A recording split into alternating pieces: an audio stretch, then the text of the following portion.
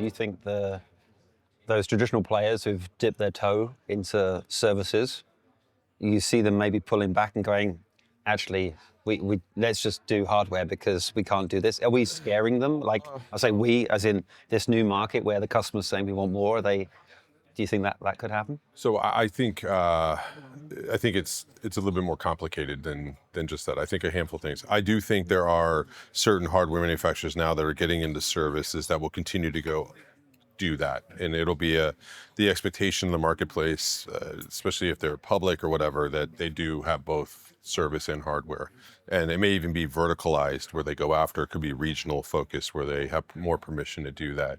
Like certain ones, they could never own a physical access control system in North America, but it's totally fine in Europe just because of the way that it works, right? Or they go into the multifamily marketplace and do sort of soup to nuts like we saw. So I think that's one.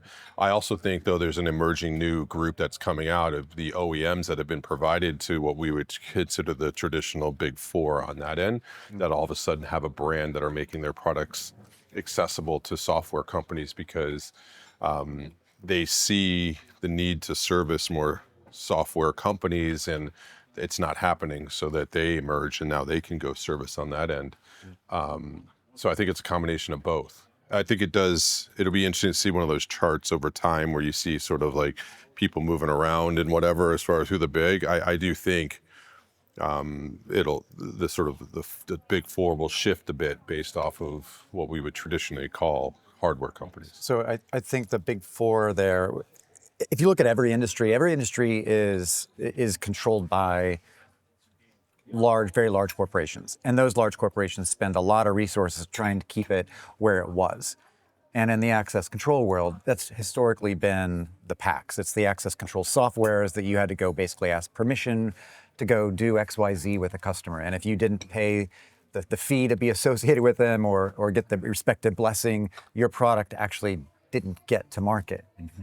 This group is part of the disintermediation of that entire industry, and it is a threat to them.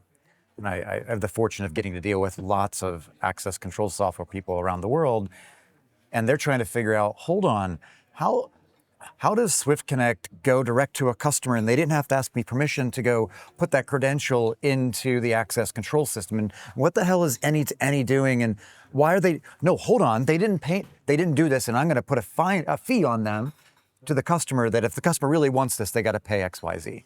But in every instance of an industry disruptor, somebody comes from the outside. But us at the table, with the exception of Misha, we don't have the volume. We don't have the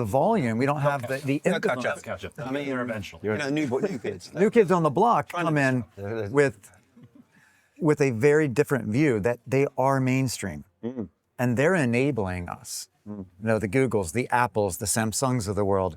They're enabling us to take what customers are already using mainstream and to come in at a very different hierarchy to that end customer, and they say, I want that. And these large businesses are like, oh, hold on, how do we keep you trapped if everybody can just come in? Which is beautiful. And honestly, the people at this table and a couple of others are going to be those next people who everybody's going to want to try and disrupt next.